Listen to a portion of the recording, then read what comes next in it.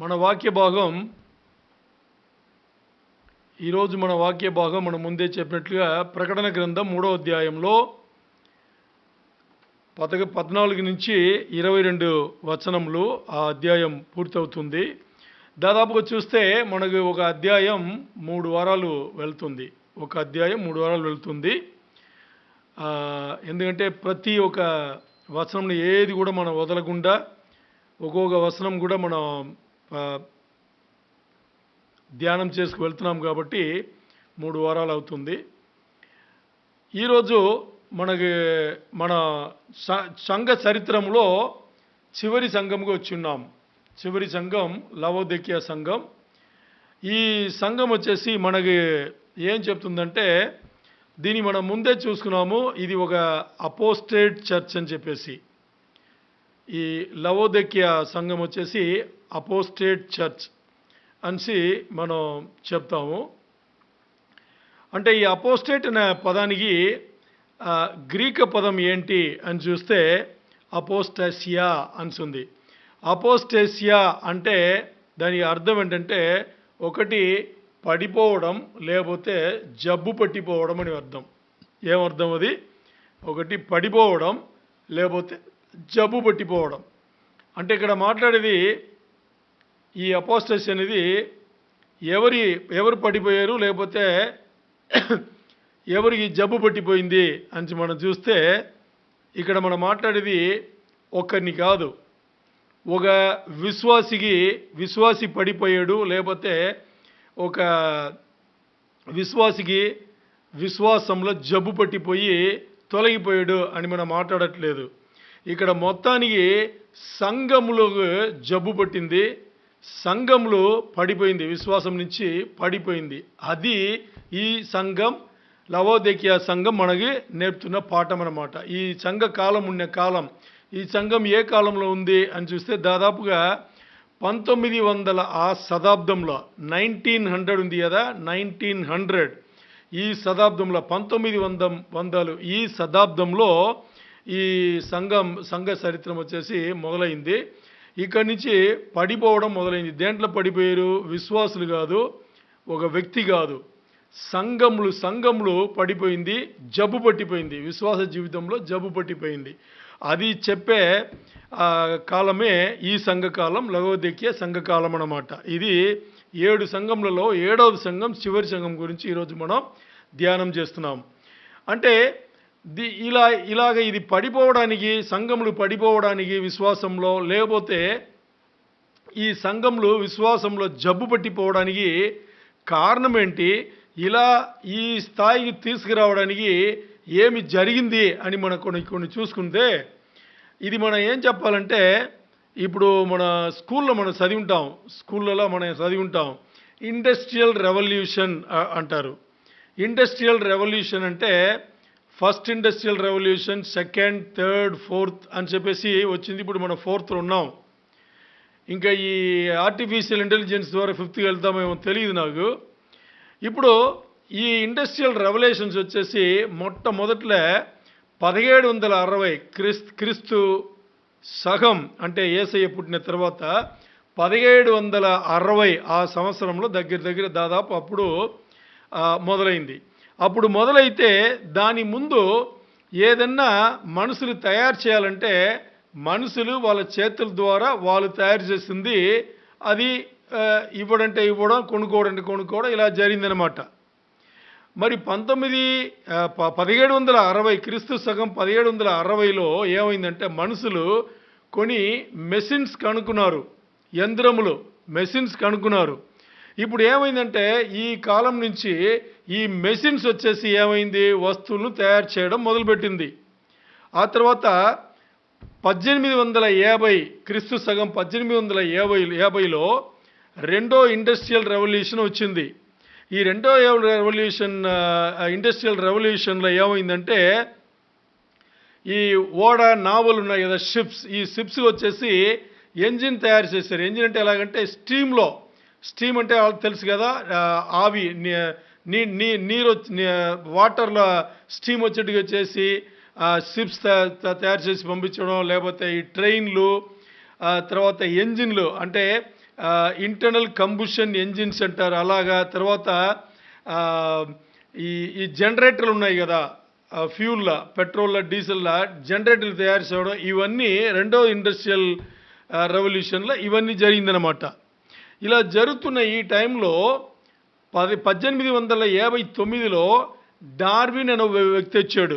ఆ కాలంలో డార్విన్ అనే ఒక వ్యక్తి వచ్చాడు. ఆడో పుస్తకం రాశాడు. ఆ పుస్తకం మొత్తానికి మనుషులను చెడగొట్టింది.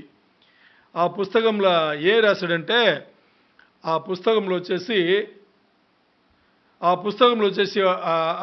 రాసింది, దాన్ని చదివి చూస్తే మనుషులు ఎక్కడి నుంచి వచ్చారు అని ఒక స్ట్రాటజీ, ఒక థియాలజీని రాశాడు. అంటే ఒక తత్వం రాశాడు, ఒక ఫిలాసఫీ అనుకోండి, తత్వం రాశాడు. మనుషులు ఇక్కడి నుంచి వచ్చాడు అని ఒక తత్వం రాశాడు. దీని ద థియరీ ఆఫ్ స్పేసిస్ లేకపోతే ద ఆరిజిన్ ఆఫ్ స్పేసిస్ అంటారు.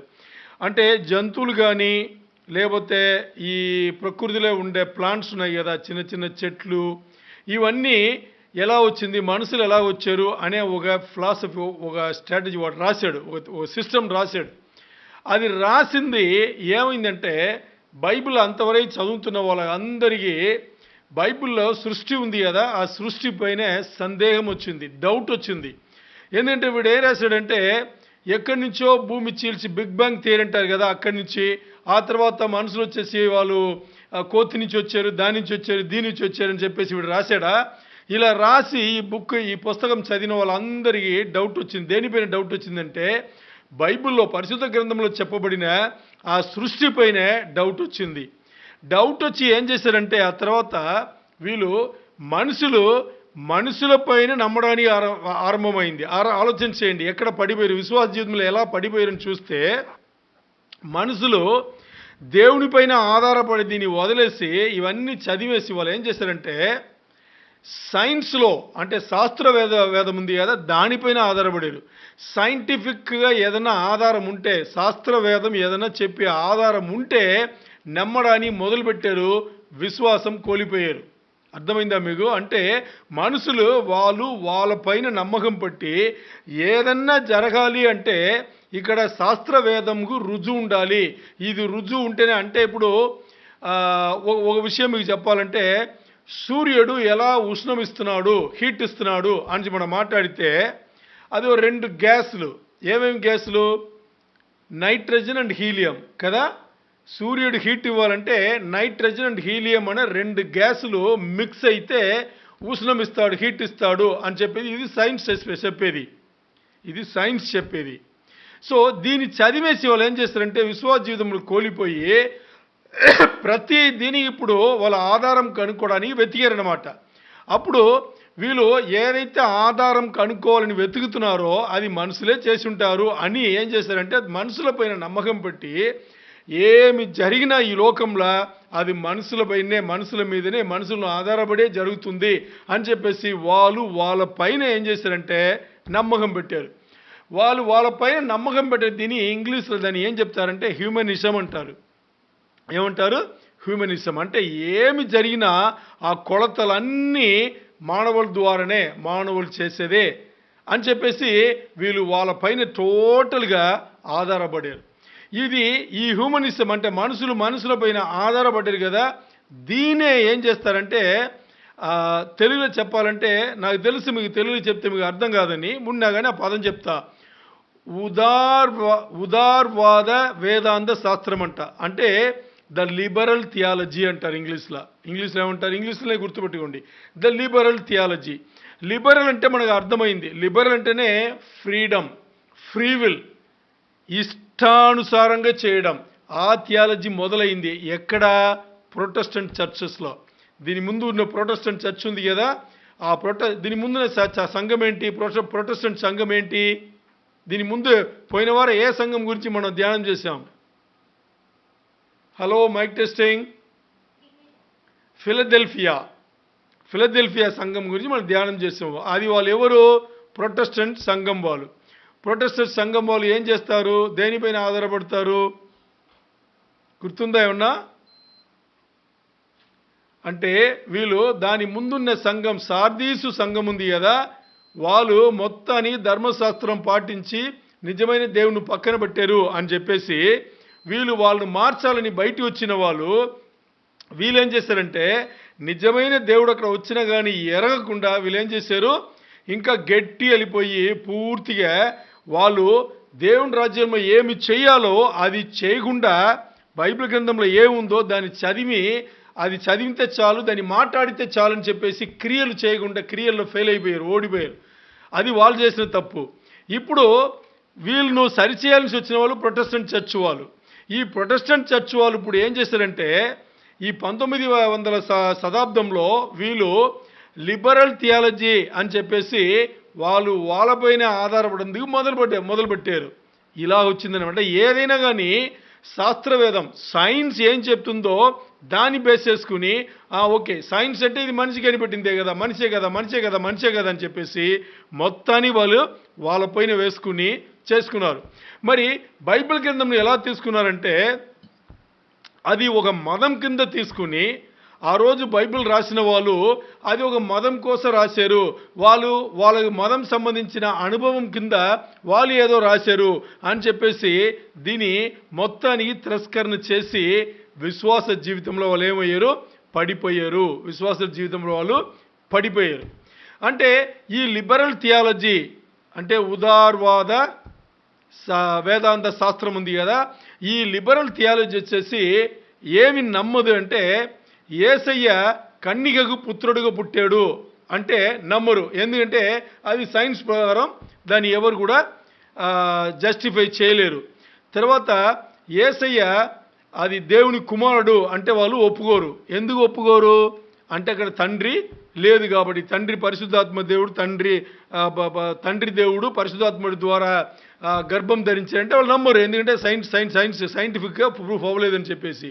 తర్వాత యేసయ్యనే ఈ లోక రక్షకుడు అని చెప్పేసి వాళ్ళు నమ్మరు.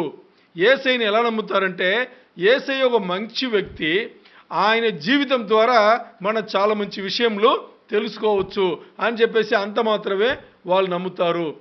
అండ్ ఈ లిబరల్ థియాలజీలో వాళ్ళు ఆదాం పాపం చేశాడు కాబట్టి మనుషులకు ఇంత ఇబ్బందులు వచ్చింది అని చెప్పేసి చెప్తే దాన్ని కూడా వాళ్ళు నమ్మరు. అంటే ఒక వ్యక్తి పాపం చేస్తే నేను చేయలేదు కదా అని వ్యతిరేకత మాట్లాడుకుని ఉండేవాళ్ళు.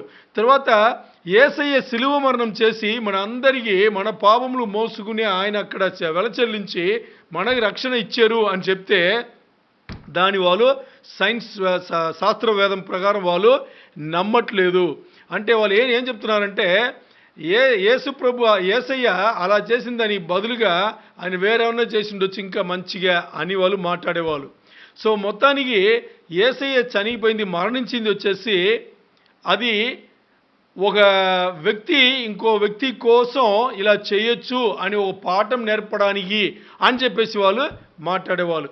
సో ఇవన్నీ ఈ లిబరల్ థియాలజీలో వీళ్ళు పాటించేది. అంటే ఆలోచన చేయండి, పరిశుద్ధ గ్రంథంలో యేసు ప్రభు వారి గురించి ఏదైతే దిట్టంగా చెప్పబడిందో దాని అన్నిటిని కూడా వీళ్ళేమంటున్నారు, కాదు అంటున్నారు.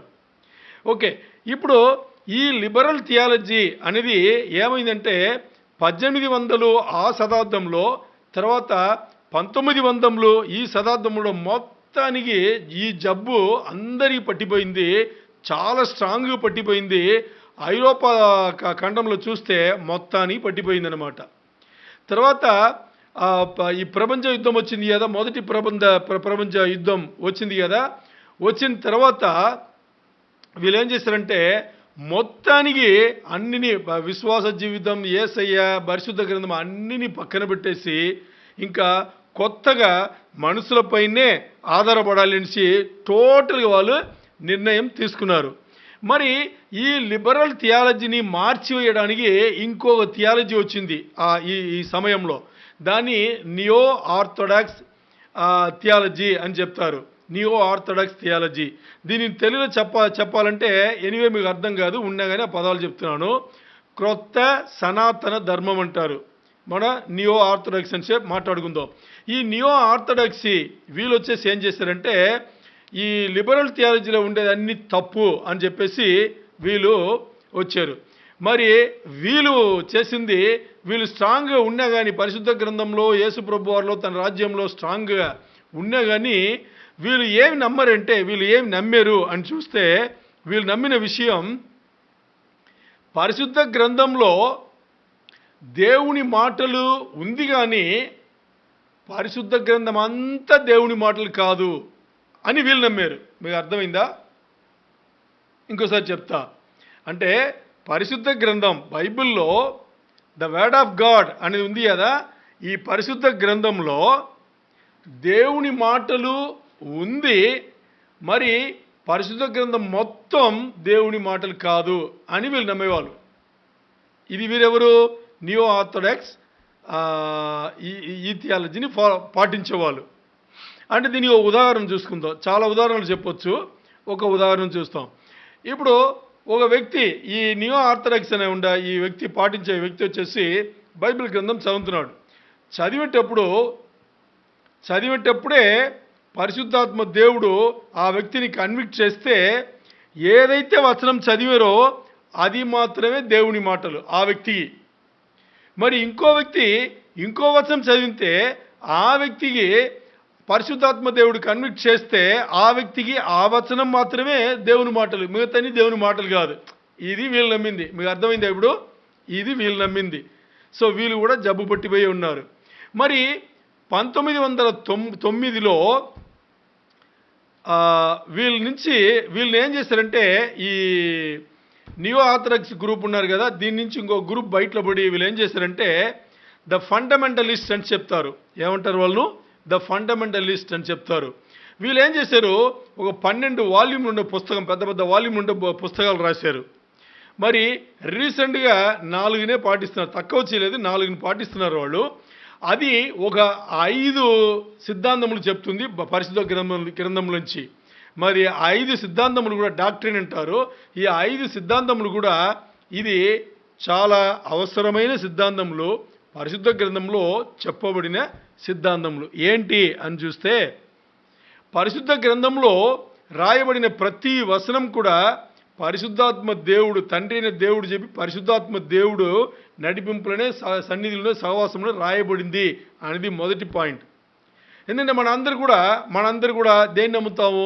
పరిశుద్ధ గ్రంథంలో ఆదికాండం నుంచి మొదటి వచనం నుంచి ప్రకటన చివరి వచనం 22వ అధ్యాయం చివరి వచనం వరకు అన్ని దేవుడు రాపించిందే అని మనం నమ్ముతాం. ఇది మొదటి అంశం. రెండవది అంశం వచ్చేసి యేసయ్య కన్నికా స్త్రీకే కుమారుడుగా పుట్టాడు అని మనం నమ్ముతాం. మూడవది అంశం వచ్చేసి యేసయ్య దైవత్వం కలిగిన ఆయనే దేవుడు అని మనం నమ్ముతాం. ఇదే వాళ్ళు కూడా రాసింది. నాలుగవది వచ్చేసి మన పాపం కోసం, మన అతిక్రమముల కోసం, మన మరణం కోసం దీని అన్ని యేసయ్య తీసివేసి ఆయన పైన తీసుకొచ్చిన ఆయన శిలువ మరణం, ఒక్కసారి ఆ శిలువ మరణంతో అందరి రక్షణ ఇచ్చారు అని మనం నమ్ముతాం. అది కూడా వాళ్ళు 4వ అంశంగా పెట్టారు. 5వ అంశం వచ్చేసి యేసయ్య శరీరధారిగా ఉండేటప్పుడే ఆయన పునరుద్ధరణ అయ్యి లేచాడు, రెండో రాకడలో ఆయన వస్తాడు అని మనం నమ్ముతాము. అది కూడా వాళ్ళు పెట్టారు. సో 5 అంశంలో వీళ్ళు కూడా ఈ ఫండమెంటలిస్ట్ పెట్టారు. ఇది చాలా దిట్టంగా స్ట్రాంగ్గా క్రైస్తవ విశ్వాసంను పెంచేట్టుగా మనకి అందరికీ ఉంది అన్నమాట. ఇప్పుడు ఈరోజు వీళ్ళను ఫండమెంటలిస్ట్ అని ఎవరిని పిలవట్లేదు. ఎందుకంటే ఫండమెంటలిస్ట్ అని చెప్పగానే ఆ పేరు, ఇంగ్లీష్ చెప్పబడిన ఆ పేరు వచ్చేసి ఒక మంచిగా వినడానికో లేకపోతే మంచిగా అర్థం ఇచ్చేట్టుగానో పదం లేదని చెప్పేసి వాళ్ళను ఇప్పుడు ఏమని పిలుస్తున్నారంటే ఈవాంజలికల్స్ అని పిలుస్తున్నారు. ఈవాంజలికల్స్ అంటే స్వార్థికులు, లేకపోతే దేవుని రాజ్యంలో సేవ చేసేవాళ్ళు అని అర్థం. వాళ్ళని ఈరోజు అలా పిలుస్తున్నారు. ఇప్పుడు ఈ ఈవాంజలికల్స్ అనిసి దేవుని రాజ్యంలో సేవ చేసేవాళ్ళు అనిసి ఉండేవాళ్ళు దేని నమ్ముతారంటే ఈ ఫండమెంటలిస్ట్ చేశారు కదా 5 అంశములు, దీనే నమ్ముతారు. ఈ 5 అంశములు ఏంటి ఇంకోసారి చెప్తా. ఈ 5 అంశంలో పరిశుద్ధ గ్రంథంలో ప్రతి వచనం వచ్చేసి దేవుని ఆత్మ ప్రేరణ చేస్తే రాయబడింది అనేది మొదటిది. రెండవది యేసు ప్రభు వారు కన్నికా స్త్రీకే కుమారుడుగా పుట్టాడు. మూడవది యేసు ప్రభు వారే దేవుడు అనేది నాలుగవది, మన పాపం కోసం, మన పాపములు, మన అతిక్రమములు, మన మరణమును యేసయ్య ఆయన పైన వేసుకుని శిలువ మరణం పొంది మనకు ఉచితముగా రక్షణ ఇచ్చారు అనేది. ఐదవది వచ్చేసి, యేసుప్రభు వారు శరీరధారిగా వచ్చి శరీరధారిగానే ఆయన మూడో రోజు మరణించిన తర్వాత మూడో రోజు పునరుద్ధరణయ్యి వెళ్ళారు. మరి రెండో రాకడలో ఆయన్నే తిరిగి వస్తారు అనేది.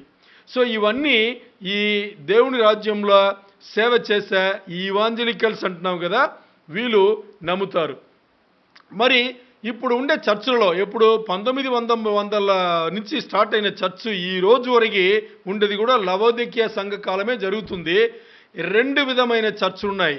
ఒకటి ఈ లిబరల్ థియాలజీని పాటించే వాళ్ళు, లేకపోతే నియో ఆర్థోడాక్స్, ఇది ఒక గుంపు అయితే, ఇంకో గుంపు ఫండమెంటలిస్ట్ అని స్టార్ట్ అయ్యి ఇప్పుడు వాళ్ళు ఇవాంజలికల్స్గా ఉన్నారు. ఈ రెండు గుంపులే ఉన్నాయి అన్నమాట.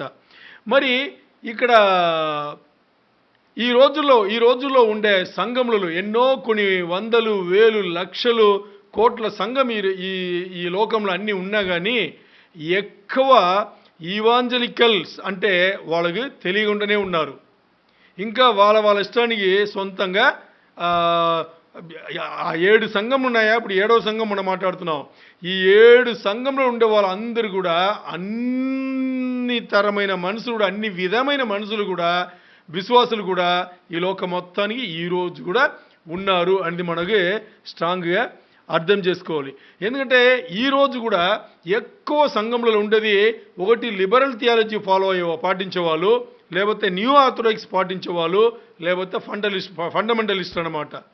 ఈ ఇవాంజలికల్స్ అని కొంచెం వేరుబడి వచ్చిన వాళ్ళు చాలా చాలా తక్కువ మందిగానే ఉన్నారు. అంటే నిజమైన క్రైస్తవ విశ్వాసంను ఆధారపడి ఉండేది ఈ ఇవాంజలికల్స్ అనేవాళ్ళు మాత్రమే.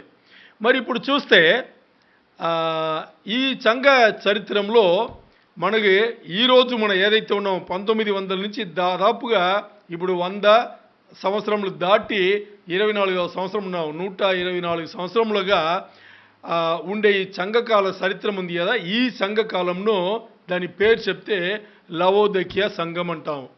అంటే లవోదికీయ సంఘం అనగానే దాని మన ప్రతి సంఘం కూడా అర్థం చూసుకునే వస్తున్నాం. లవోదికీయ సంఘం అనగానే దాని అర్థం చూసుకుంటే ఈ లవోదికీయ అనే పదం వచ్చేసి 2 పదములుగా ఉన్నాయి. ఒకటి లావోస్, అంటే గ్రీక్ పదంలో లావోస్ అనేది ముందు, దాని అర్థం వచ్చేసి మనుషులు, జనాలు అని. దికావో అంటే లవోదికీయ అంటాం కదా, దికావో అంటే దానికి టు రూల్ అంటే పరిపాలించడం. అంటే దీని మొత్తానికి అర్థం ఏంటంటే ఇది the rule of the people, జనులు వాళ్ళను పాలించడం. అంటే జనులు వాళ్ళను పాలించడం అంటే వాళ్ళ పైన ఆధారపడి ఏదైనా నేను చేయాల్సిందే అని చెప్పేసి వాళ్ళ పైన వాళ్ళ ఇష్టానుసారంగా ఆధారపడి చేశారు కాబట్టి the rule of the people. దీనే డెమోక్రసీ అంటారు. అంటే మనుషుల ఇష్ట ప్రకారం మనుషుల కోసం మనుషులను ఏలితే దాన్ని ఏమంటారు? డెమోక్రసీ అంటారు. ఇక్కడ చాలా షాకింగ్ విషయం ఏమిటంటే అంతవరకు దాని ముందు కూడా చూస్తే మనుషులు దేవుని వాక్యం ద్వారా ఏలుబడి చేయబడితే అది కరెక్ట్, దాని ముందు వరకు అలాగే ఉన్నారు. మరి ఇప్పుడు ఈ కాలం వచ్చేటప్పుడు మనుషులు పరిశుద్ధ గ్రంథం ఉండే దేవుని వాక్యంలో ఆధారపడకుండా వాళ్ళపైన ఆధారపడే అలాంటి ఒక కాలం దగ్గర 124 సంవత్సరం నుంచి జరుగుతూనే ఉన్నాయి. ఎందుకంటే ఇది డెమోక్రసీ కాలం. డెమోక్రసీ అంటే జనుల కోసం జనులపైనే జనులే ఏం చేస్తున్నారు? పాలిస్తున్నారు. అది డెమోక్రసీ అంటాం. ఇక్కడ దేవుని వాక్యం పాలించడం లేదు, దేవుని వాక్యం విధేయత లేదు, దేవుని వాక్యంలో విశ్వాసం పెట్టట్లేదు, పరిశుద్ధ గ్రంథంను పక్కన పెట్టారు. ఓకే, ఇప్పుడు మన చర్చిలో మనం అలాంటి పని చేయలేదు. మన కింగ్డమ్ ప్రీస్ట్ మినిస్ట్రీలో మనం అలాంటి పని చేయలేదు. మన పూర్తిగా పాటించేది దేవుని వాక్యమే. దేవుని వాక్యం ఒకటి చెప్తే అదే చేస్తున్నాం. దేవుని వాక్యం చెప్పనిది మనం చేయము, దేవుని వాక్యం చెప్పింది మనం చేస్తాం. అది ఏదైనా ఎంత అడ్డంగా వచ్చినా మనం చేస్తాం. ఇప్పుడు దీన్ని మనం బ్యాక్గ్రౌండ్ పెట్టుకుని ఇప్పుడు ప్రకటన గ్రంథం 3వ అధ్యాయం 14వ వచనం నేను మీకోసం చదువుతున్నా. ఏమని చూద్దాం. ప్రకటన గ్రంథం 3వ అధ్యాయం 14వ వచనం, అంటే revolution 3rd chapter 14th verse. నేను మీకు చదువుతున్నాను.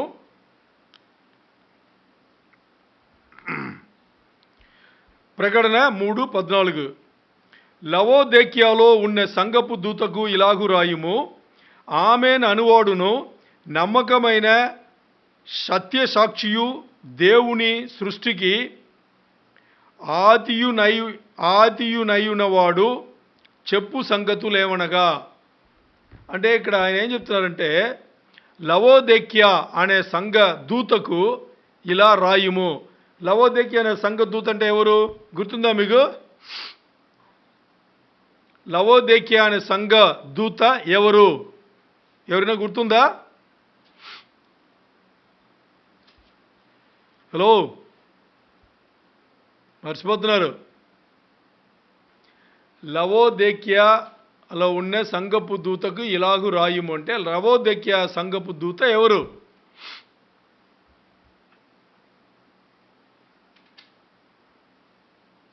ఆన్లైన్ ఉండే వాళ్ళు వినిపిస్తుందా మీకు?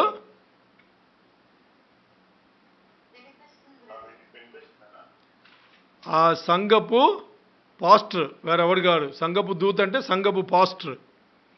ఇప్పుడు ఈరోజు ఉండే సంఘంలో అన్నీ కూడా లవోదేక్యా సంఘంలే.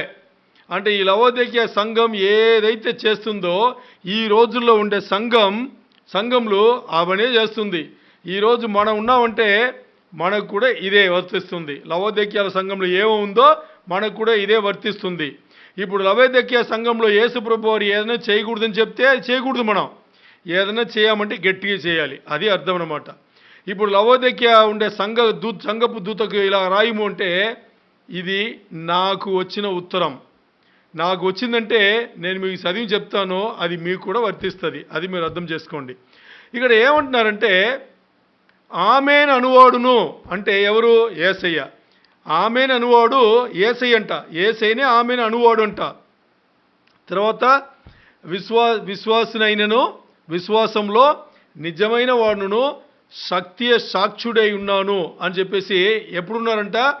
From the beginning of the creation of God అని ఉంది. అంటే జగత్ పునాది వేయపడక ముందే ఉండేవాడును, అనువాడును, ఆమెన్ అనువాడును అని చెప్పేసి యేసయ్య తన గురించి తన రాయమంటున్నారు. అంటే ఇక్కడ చూస్తే యేసయ్య ఆమెన్ అనువాడుంట. ఆమెన్ అనువాడు అనేది మాత్రం కాదట, విశ్వాసం కలిగిన నిజమైన సాక్షి అంట. విశ్వాసం కలిగిన నిజమైన సాక్షి జగత్పునాది వేయబడక ముందే ఆయన ఉన్నవాడు అని చెప్పబడింది. ఇక్కడ ఇంగ్లీష్లో ద బిగినింగ్ అని ఉంది. ద బిగినింగ్ అనే పదంకు గ్రీక్ పదంలో ఆర్కే అంటారు. ఆర్కే అంటే దానికి అర్థం ఏంటంటే అది ప్రారంభంలో, లేకపోతే ద ఆరిజిన్ అంటే మూలం అన్నమాట. ఆరిజిన్ అంటే మూలమై ఉన్నాడు. మూలమై ఉన్నాడంటే ఇది సృష్టికి ముందున్నవాడు అని అర్థం. ఎవరది? యేసయ్య. దీంట్లో ఇంకో విషయం మీకు చూస్తే యేసయ్య తన గురించి ఏం చెప్తున్నారంటే నేను ఆతియునై ఉన్నాను. ఆతిలో ఉన్నవాడు నేనే మూలమై ఉన్నాను, నేనే సోర్స్ అంటున్నారు. అంటే సోర్స్ అంటే ఏదన్నా ఒకటి రావాలంటే అది దేని నుంచో రావాలి కదా, దాని సోర్స్ అంటారు, మూలం. నేను అది ఉన్నాను. తర్వాత he is the creator of the creation of God. అంటే దేవుడు ఇక్కడ యేసయ్య తన గురించి ఏం చెప్తున్నారంటే దేవుడు ఈ సృష్టిని నా ద్వారానే చేశారు అని చెప్తున్నారు. యేసయ్య ఇక్కడ ఓపెన్గా చెప్తున్నారు, తేటగా చెప్పేశారు. ఏమని? ఇంత ముందు వరకు మనం ఏమనుకుంటున్నాము? తండ్రిని దేవుడు సృష్టి చేశారు, అప్పుడు యేసయ్య కూడా ఉన్నారు అనేది మనం ఇంతవరకు మనం ధ్యానం చేసాం. మరి ఈ వాక్యం ఏం చెప్తుందంటే దేవుడు సృష్టి చేశారంట, మరి ఎవరి ద్వారా చేశారు? యేసయ్య ద్వారా. అంటే ఈ సృష్టి చేసింది యేసయ్య అని యేసయ్యనే ఇక్కడ చెప్తున్నారు. అది మనకు అర్థమవ్వాలి. ఈ సృష్టి యేసయ్యనే చేశారు. దేవుడు యేసయ్యని పెట్టి ఈ సృష్టి చేశారు అని చెప్పేసి ఇక్కడ చెప్పబడింది. ఓకే, ఇప్పుడు దీనికి ఆధారంగా ఉండే ఇంకో వచనం చూస్తే కొలసీలకు రాసిన పత్రిక 1:15. బాబురావు సౌంతరా మీరు అన్మ్యూట్ చేసుకుని చదివేసి వెంటనే మ్యూట్ చేసుకోండి, లేకపోతే ఇక్కడ ప్రాబ్లం వస్తుంది. సౌంతరా తెలుగు చదవండి, నేను మీ వెనకాల చెప్తా. కొలసీలకు రాసిన పత్రిక 1:15.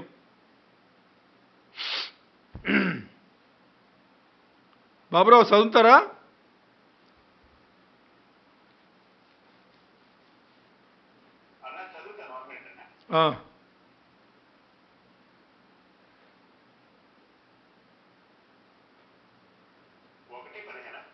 కొలసీలకు రాసిన పత్రిక 1:15. కొలసియన్స్ 1:15 చదవండి. ఆయన అదృశ్య దేవుని స్వరూపి అయి సర్వ సృష్టికి ఆది సంభూతుడై ఉన్నాడు. ఇప్పుడు నేను చెప్పింది అదే. సర్వ సృష్టికి ఈయననే ఆది సంభూతుడంట. ఇంకా చదవండి.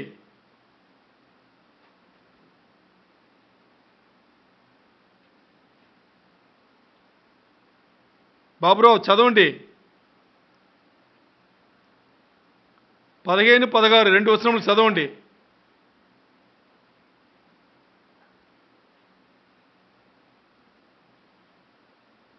చదువుతారా? ఎలా ఎనగా ఆకాశమందున్నవి భూమి యందున్నవియు దృశ్యమైనవి గాను అదృశ్యమైనవి గాను అవి సింహాసనములైనను ప్రభుత్వములైనను ప్రధానులైనను అధికారములైనను సర్వమును ఆయన యందు సృష్టించబడెను. సర్వమును ఆయన ద్వారను ఆమేన్ ఆయన ద్వారను ఆయనను బట్టి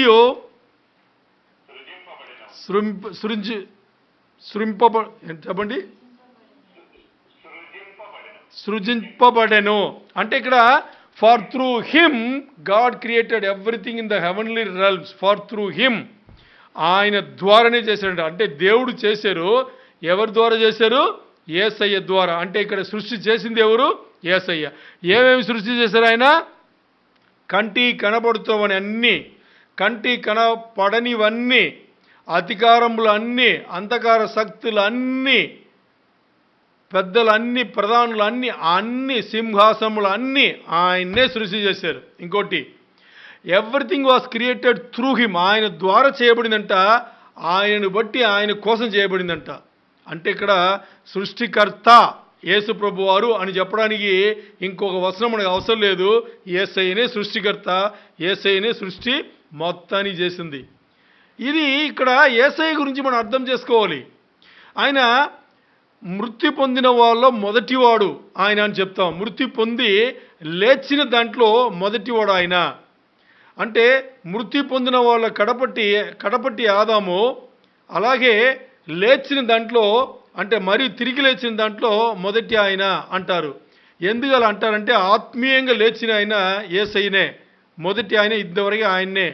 రెండోది వాళ్ళు ఇంకా ఎవరు లెగలేదు. లెగాలంటే ఆయన యేసు ప్రభు వారు మధ్యాకాశంకి వచ్చి తీసుకెళ్ళాలి.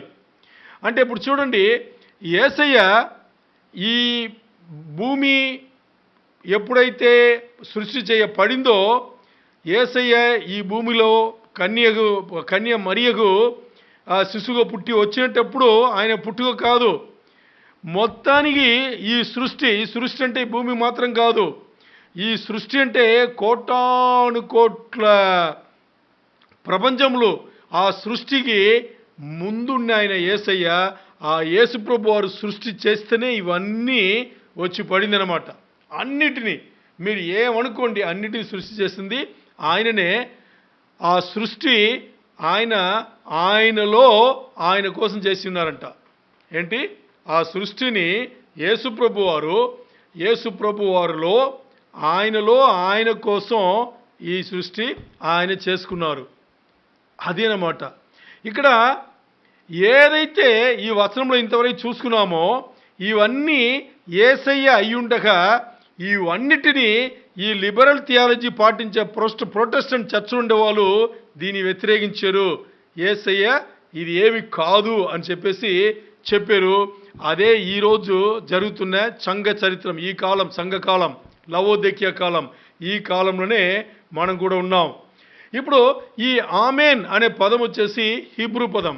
ఆమెన్ అనే పదం వచ్చేసి ఎక్కడి నుంచి వచ్చింది? హీబ్రూ పదం. ఈ హీబ్రూ పదం అర్థం ఏంటంటే ట్రూ, నిజం అని అర్థం అన్నమాట. ట్రూ అనే అర్థం. అంటే ఇక్కడ యేసయ్య ఏం చెప్తున్నారు? తన గురించి తాను ఐఎమ్ ద ఆమెన్ అంటున్నారు, నేనే నిజం అంటున్నారు. ఏం చెప్తున్నారు ఆయన? నేనే నిజం అంటున్నారు. మరి నువ్వు నిజమును పాటించాలంటే, నిజమును వెంబడించాలంటే, నీకు నిజం కావాలంటే నీకు నేను కావాలి కదా. మరి నన్ను వ్యతిరేకిస్తే నేను ఎలా వస్తాను? నేను రాలేను కదా అని ఇక్కడ చెప్తున్నారు. అండ్ ఇక్కడ యేసయ్య ఒక విశ్వాసమైన నిజమైన సాక్షి అని ఇక్కడ చెప్తుంది. The faithful and true witness అని ఇక్కడ యేసయ్య తన గురించి తాను చెప్తున్నారు. అంటే ఇక్కడ చూస్తే యేసయ్యనే జీవమై ఉన్నారు, యేసయ్యనే మరణమై ఉన్నారు, యేసయ్యను కూడా ఆయన్నే కదా పాతిపెట్టారు. ఆయన ద్వారా మన పాపములు మన మరణములు అన్నీ పాతిపెట్టబడబడింది. మరి యేసయ్య తిరిగి లేచాడు, పునరుద్ధరణ అయ్యాడు, రిసరెక్షన్ ఆయన అయి ఉన్నాడు. యేసయ్య ఈ లోకంలో ఉండేటప్పుడు తండ్రి అయిన దేవుని ప్రేమను ఆయన చూపించారు. తండ్రి అయిన దేవుని కరుణ, గ్రేస్, మెర్సీ, దయ, కనికరం, ఇంకా ఆయన నీతిని కూడా, తండ్రి అయిన దేవుని నీతిని కూడా ఆయన చూపించున్నారు. పాపం వచ్చేసి దండించబడాల్సిందే, శిక్షించబడాల్సిందే. అది యేసయ్య దానికోసమే మన పాపములు అన్నీ ఆయన పైన వేసుకుని ఆ శిక్ష మనకు బదులు ఆయన పొందారు. దాని బదులు ఆయన తండ్రి దగ్గర నుంచి తీసుకున్న ఆ నీతిని ఆయన ఏం చేశారు? మన కోసం ఇచ్చారు. రేపు ఆయన నీతే మన మృతులైతే మనను లేపి పునరుద్ధరణలు అయ్యి ఆయన దగ్గర తీసుకెళ్ళడం. లేవియా కాండంలో 18వ అధ్యాయంలో 5వ వచనంలో మనం ముందే ధ్యానం చేసాము. ఇదే చెప్పబడింది. ఇప్పుడు యేసయ్య ఒక విశ్వాసమైన నమ్మకమైన సాక్షి అని చెప్తే ఇది దేవుని వాగ్దానం. మనకి ఈ వాగ్దానం మనం జీవితం అంతా ఏం చేయాలంటే పాటించి తీసుకెళ్ళాలి. అది ఇక్కడ. ఎందుకంటే యేసయ్య ఈ లోకంలో ఉండేటప్పుడు దీన్ని ఆయన పాటించారు. ఆయన్నే మూలమై ఉన్నారు కాబట్టి, ఆయననే సృష్టికర్త అయ్యున్నారు కాబట్టి, ఆయన ఈ సృష్టిని కాపాడడానికి కోసం ఆయన ఈ లోకంలో మన అందరికీ అలాంటి జీవితం జీవించి ఒక మాదిరిగా మనకు ఉండి పెట్టేసేలేరు. ఈరోజు మొత్తానికి ఈ లోకమంతా ఈ లిబరల్ థియాలజీలో వీళ్ళు ఏం చేస్తున్నారు? మనుషులు వాళ్ళపైన ఆధారపడి అన్ని చేసుకుని దీన్ని హ్యూమన్ ఎవల్యూషన్ అంటారు. ఏమంటారు? హ్యూమన్ ఎవల్యూషన్ అంటారు. అంటే హ్యూమనిజం అంటున్నారు కదా, ఈ హ్యూమన్ ఎవల్యూషన్ అంటారు. అంటే ఇప్పుడు చూస్తే యేసయ్య సృష్టికర్తగా అయ్యుండి ఏమీ లేనింది అంటే అక్కడ ఏమీ లేదు, శూన్యం. ఆ శూన్యం నుంచి ఒక్క మాట పలిగితే అన్నీ వచ్చేట్టుగా చేశారు. ఆయన చేయలేదా ఎవల్యూషన్? ఆయన చేయలేదా డెవలప్మెంట్? ఆయన చేయలేదా అభివృద్ధి? ఆయన చేయనిందా?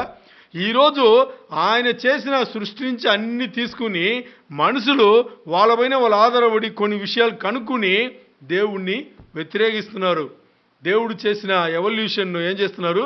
వ్యతిరేకిస్తున్నారు. ఇది చాలా తప్పు. అందుకనే యేసయ్య ఈ ఉత్తరంలో, ఈ సంఘముకు రాసిన ఉత్తరంలో వాళ్ళను యేసయ్యకి సంతోషం లేదు, అలాగే యేసయ్య వాళ్ళను తిరస్కరణం చేస్తున్నారు.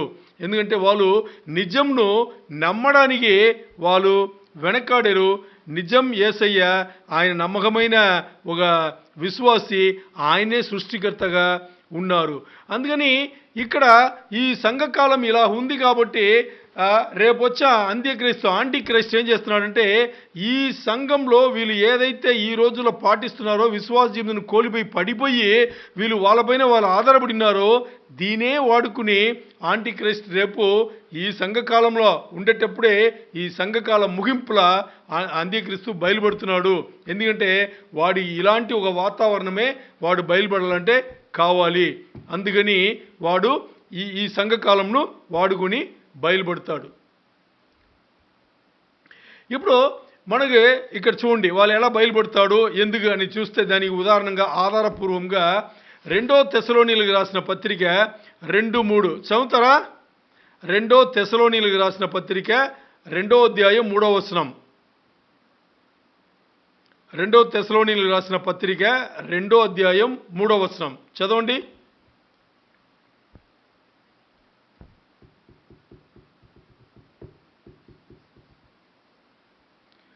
2 తెస్సలోనీయులకు రాసిన పత్రిక 2వ అధ్యాయం 3వ వచనం.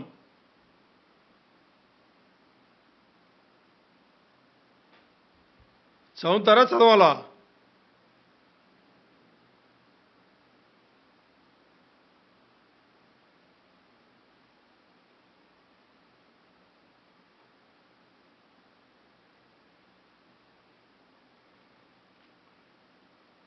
రెండో అధ్యాయం 3వ వచనం నేనే చదువుతున్నాను.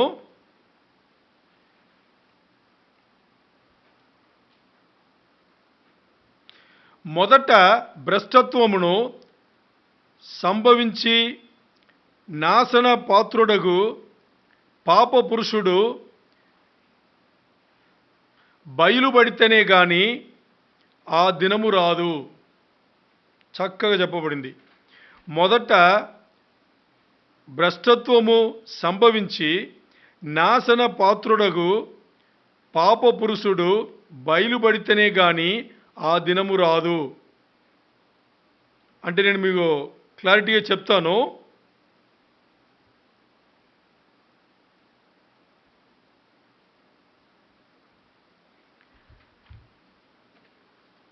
అంటే నాశనం ఆ దినము రాదంట.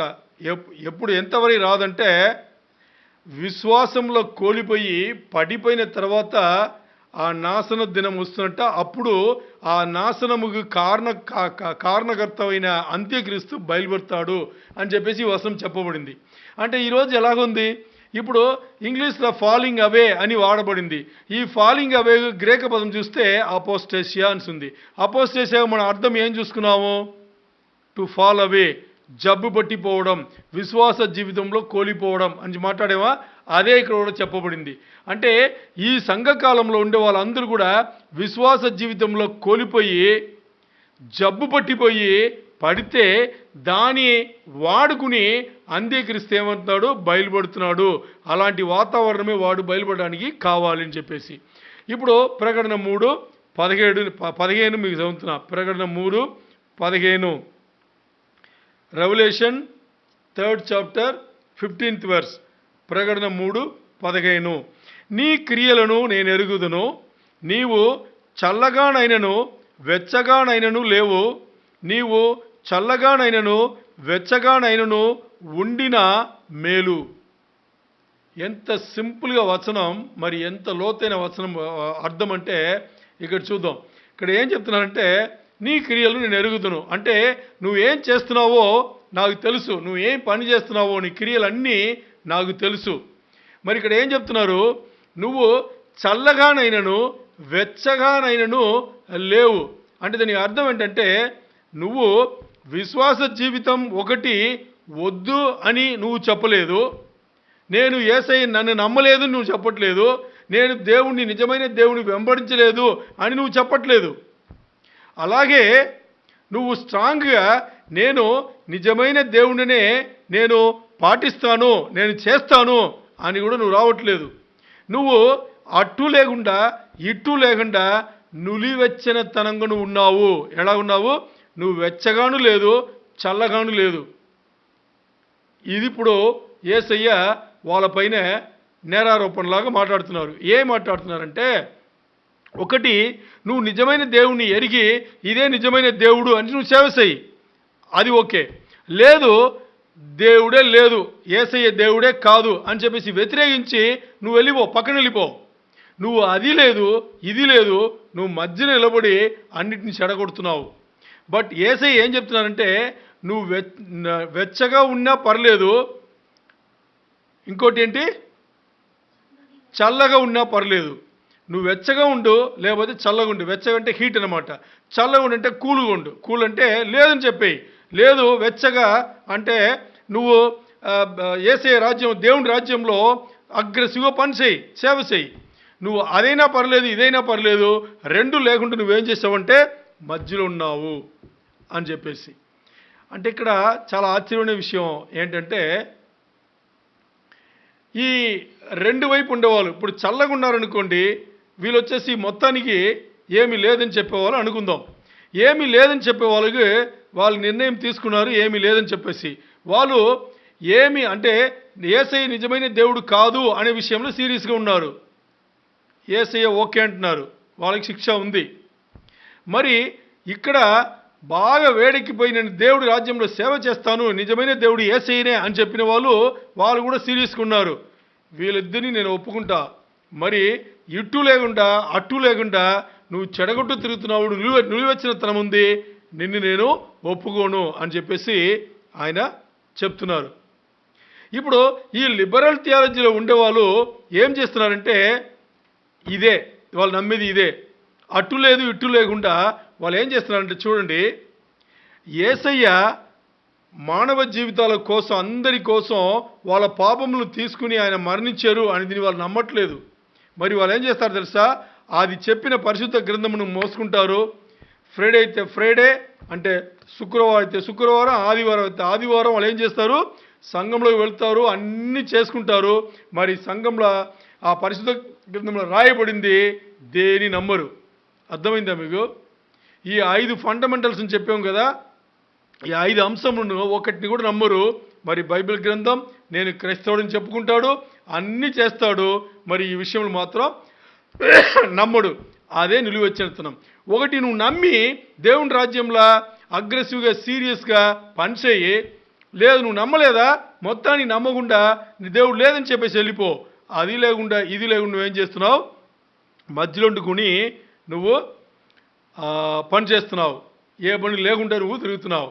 ఇప్పుడు 3:16 ప్రకటన 3:16 3:16లో ఏం రాయబడింది, నీవు వెచ్చగానైనను చల్లగానైనను ఉండగా నులివెచ్చనగా ఉన్నావు గనుక నేను నిన్ను నా నోట నుండి ఉమ్మివేయనుద్దేశించుచున్నాను.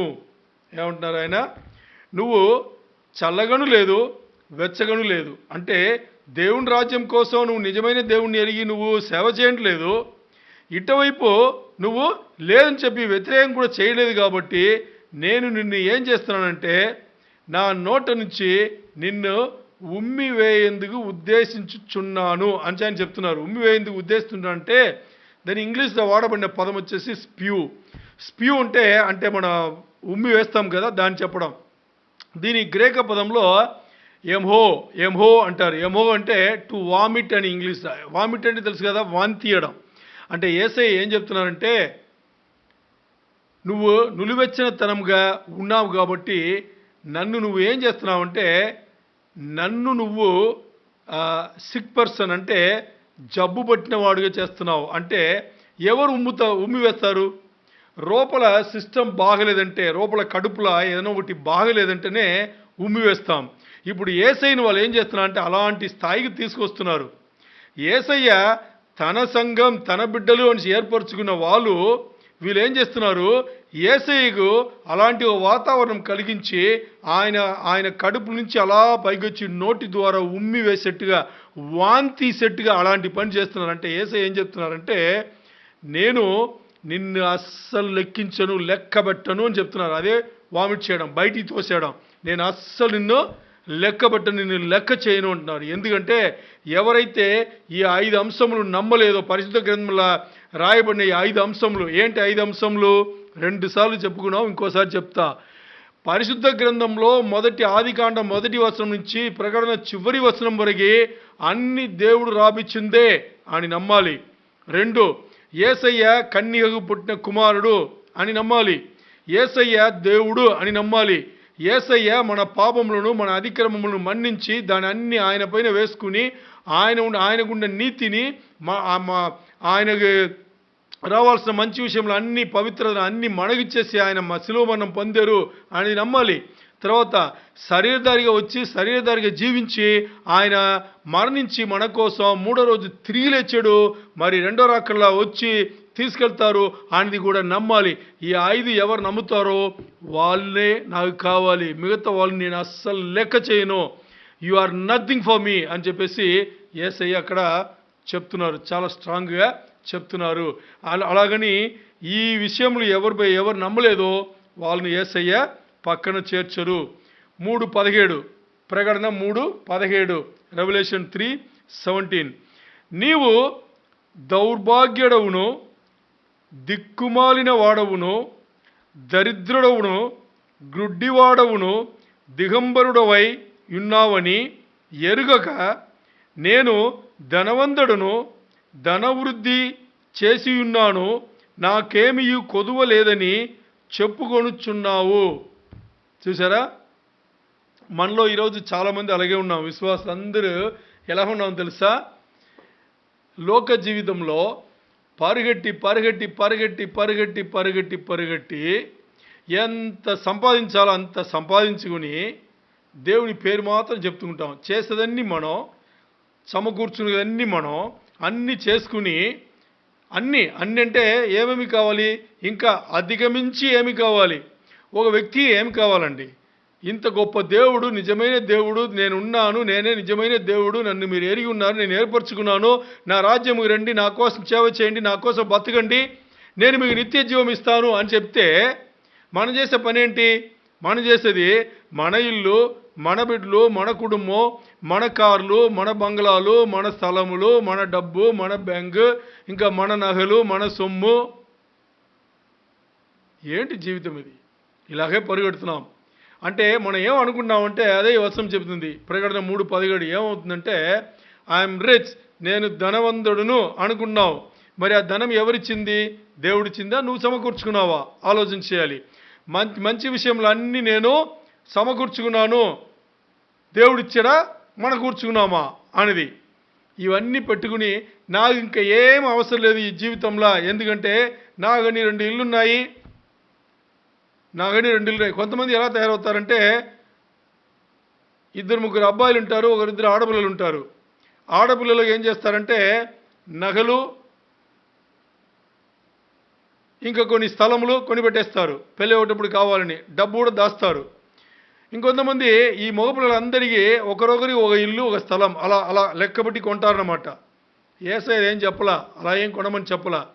ఇవన్నీ ఉంటే ఇవన్నీ పెట్టుకుని నాకు అన్నీ ఉంది అని చెప్పొద్దు అంటున్నారు యేసయ్య. అదే చెప్తున్నారు, and have need of nothing. నాకు అన్నీ ఉంది, నాకు ఏం వద్దు అని నువ్వు చెప్తున్నావు. మరి నువ్వు అర్థం చేసుకో, నువ్వెవరు? దౌర్భాగ్యుడవుని, దరిద్రుడవుని, గుడ్డివాడవు, తర్వాత నేక్కడ్ అంటే దిగంబరివై ఉన్నావు.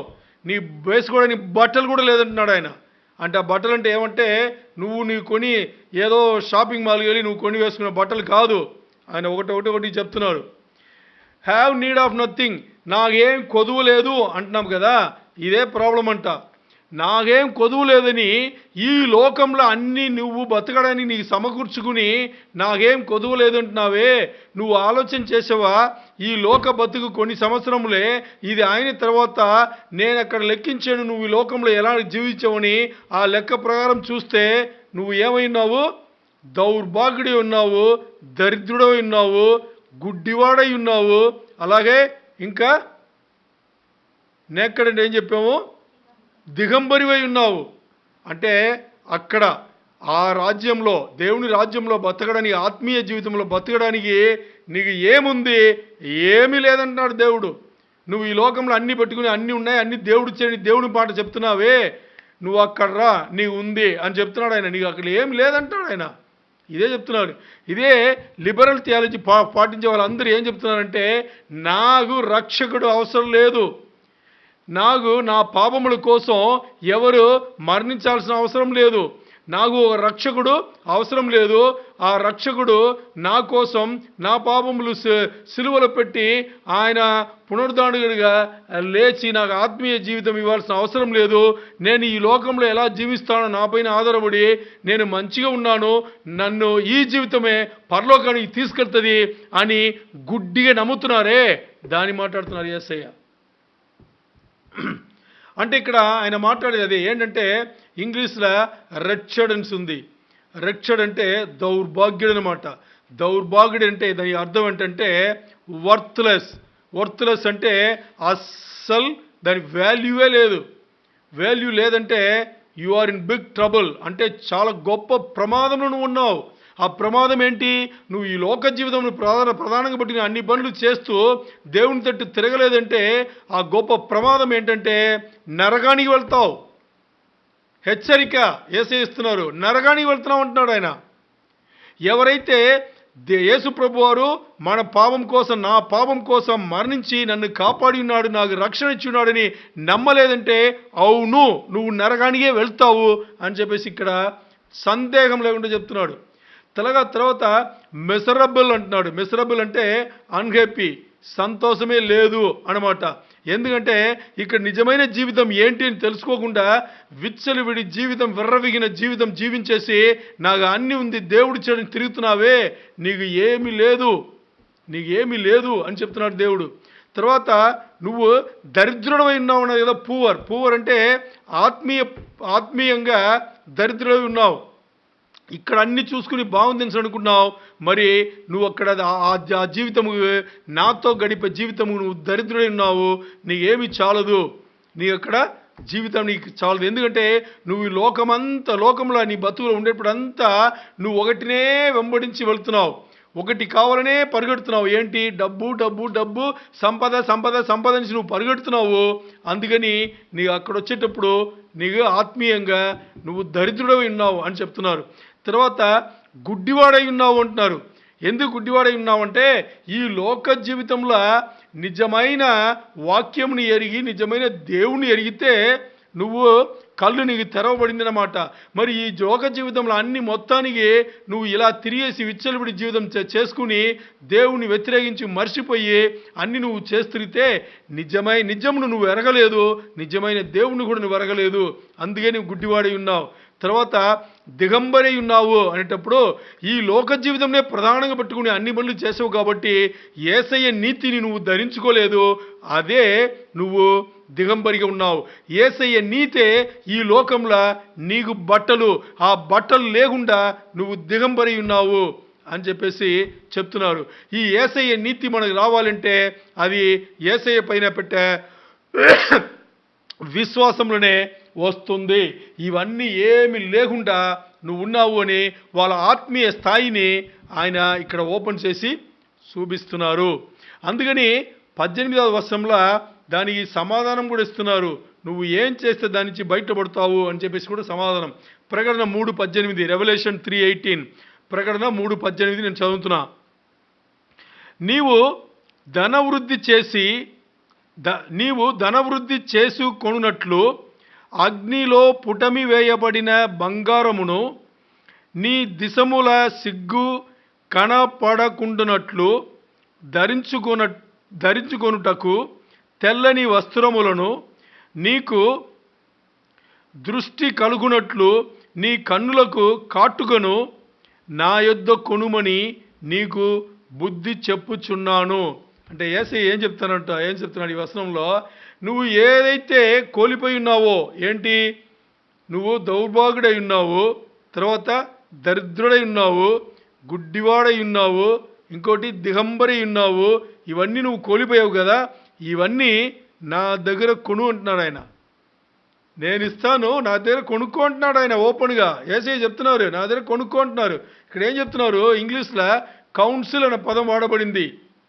ఏం వాడబడింది? కౌన్సిల్ అనే పదం. దానికి తెలుగులో ఏంటి చూసి చెప్తాను. ఏం చెప్పబడింది?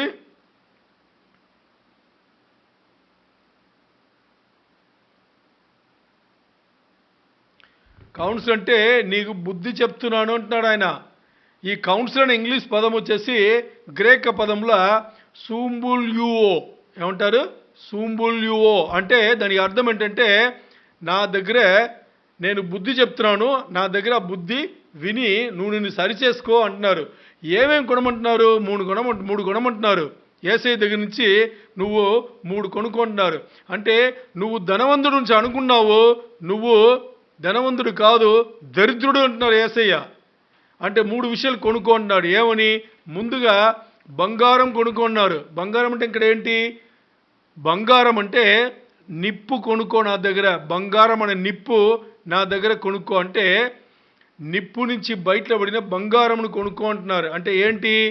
నేను ఏదైతే దేవునిగా ఉండి నేను శరీరధారిగా వచ్చి మీకు మాదిరి జీవితం జీవించి మీ పాపములు తీసుకెళ్లి శిలువ మరణంలో పెట్టానో అలాంటి జీవితం మీరు జీవించి మీరు మిమ్మల్ని ధన్యులు చేసుకోండి. అప్పుడు మీరు నిజంగా ధనవంతులు అవుతారు అని ఆయన చెప్తున్నారు. రెండోది వచ్చేసి తెల్లని వస్త్రములు. తెల్లని వస్త్రములు ఏంటి? తెల్లని వస్త్రములు నా నీతిని నా దగ్గర నుంచి తీసుకుని మీ దిగంబరత్వమును కప్పుకోండి అంటున్నారు. మూడవది ఏంటి? ఐసాల్ నా అంటే మూడవది ఐసాల్ అంటే దాని తెలుగులో ఏముంది వస్త్రంలో? మూడవది ఐసాల్. ఐసాల్ అంటే కన్నులకు కాటుగను అంటున్నారు ఆయన. కన్నులకు కాటుగను అంటే మీరు నిజమును చూడలేక మీరు ఏమై ఉన్నారు? గుడ్డివాడై ఉన్నారు కదా. అందుకని నా దగ్గర మీరు నిజములు చూసినట్టుగా, ఆత్మీయ జీవితంలో నిజములు చూసినట్టుగా నా దగ్గర పరిశుద్ధ గ్రంథంలో నేను ఏం చెప్పినానో దాన్ని తీసుకుని పాటించండి. అప్పుడు మీరు 17వ వచనంలో మీరు ఏం అనుకున్నారో అలాగే మీరు అవుతారు అని చెప్పేసి. చూడండి, యేసుప్రభు వారు లవోదికీయ సంఘముకు ఏదైతే ఆయన అడ్వైస్ ఇచ్చిన్నారో అదే అడ్వైస్ మనకు కూడా ఇచ్చిన్నారు. అది వెలలేనింది అనమాట. అది వెలలేనింది. ఎందుకు వెలలేనింది అని చెప్తామంటే దానికి వెల ఎంత అంటే రేపు మధ్యాకాశముకు యేసయ్య వచ్చి అక్కడ ఉండి మనల్ని లేపి తీసుకెళ్తారే అది దానికి వెల. ఆ వెలకు ఆయన చెల్లించింది ఆయన రక్తం. సిలువలో 2000 సంవత్సరాల ముందు ఆయన రక్తం. ఆయన రక్తముకు దేవుని రక్తముకు ఎవరన్నా వెల చెల్లించగలరా? అది ఆయన చెప్పేది. సో ఆయన అడ్వైస్ ఎలా ఇస్తున్నారంటే నేను మీకు మాదిరి ఉన్నాను, నన్ను వెంబడించండి, నేను ఏం చేయాలనేది పరిశుద్ధ గ్రంథంలో చెప్పినాను, దాన్ని పాటించండి. ఎందుకంటే యేసయ్య తన విలువైన రక్తం పెట్టి పరిశుద్ధ గ్రంథంలో రాపించింది అన్నీ కూడా మన వల్ల అవేది కాదు. అందుకే సృష్టికర్త అయిన యేసయ్యనే వచ్చి ఆ పని మన స్థానంలో, మన జీవితంలో, మన స్థానంలో ఆయన చేశారు కాబట్టి దానికి వెళ్ళలేదు. ఇదే ఐసయ్య 55:1-2 వచనంలో చెప్పబడింది. ఇవన్నిటిని కూడా వీళ్ళు ఏం చేస్తున్నారు? ఈ లిబరల్స్ నుంచి ఉన్నారు కదా, లిబరల్స్ వచ్చేసి ఏం చేశారు? ఈ లిబరల్ థియాలజీలో వీళ్ళందరూ అంటే ప్రొటెస్టెంట్ చర్చ్లో ఉండే వీళ్ళందరూ కూడా ఏం చేస్తున్నారు? ఈ లిబరల్ చర్చ్ ఉండే వాళ్ళందరూ కూడా వ్యతిరేకిస్తున్నారు. ఇప్పుడు 3:19 ఏముంది అని చూస్తే నేను ప్రేమించు వారందరినీ గద్దించి శిక్షించుచున్నాను గనుక నీవు ఆసక్తి కలిగి మారు మనసు పొందుము. అంటే ఎంత గొప్పగా ఆయన చెప్తున్నారంటే అస్మని యాస్ ఐ లవ్. నేను ఎవరిని ప్రేమిస్తున్నానో యేసయ్య చెప్తున్నారు, నేను ఎవరిని ప్రేమిస్తున్నానో వాళ్ళను నేను శిక్షిస్తున్నాను. చాలామందికి అర్థం కాదు. అంటే ఈ జీవితంలో దేవుడు ఎవరైనా ప్రేమిస్తున్నారు, దేవుడు ఎవరైనా దగ్గర చేర్చుకోవాలి, దేవుడు ఎవరినైనా ఏర్పరచుకున్న గుంపుల సంఘం ఎత్తపడ్డ గుంపులో పెట్టుకోవాలి అంటే ఆయన ఏం చేస్తారు? శిక్షించుతారు. శిక్ష ఎందుకు ఇస్తారంటే ఆయన పోలికల మార్చుకోవడానికి ఆయన శిక్షిస్తున్నారు. అంటే ఆయన చెప్తున్నారు as many as I love I rebuke and చేస్తాను అంటున్నారు. చేస్తానంటే శిక్షించి సరిచేయడం, అది నేను చేస్తాను. బీ జెలస్ దేర్ ఫోర్, మీరు అందరూ ఉత్సాహంగా ఉండండి, ఎంకరేజ్గా ఉండండి. అలా చేయాలంటే మీరు మారు మనసు పొందండి అంటున్నారు ఆయన.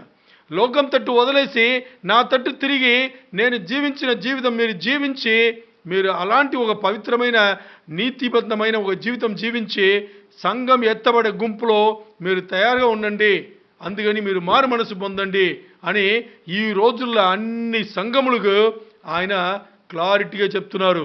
తర్వాత 3:20లో చాలా బాగా చెప్పింటారు. ఈ వచనం గురించి మాకు సాక్ష్యం కూడా ఉంది, మా సొంత టెస్టిమనీ కూడా ఉంది. ప్రకటన 3:20, రెవల్యూషన్ 3:20, 3:20 చదువుతున్నాను. ఇదిగో నేను తలుపు వద్ద నిల్చుండి తట్టుచున్నాను.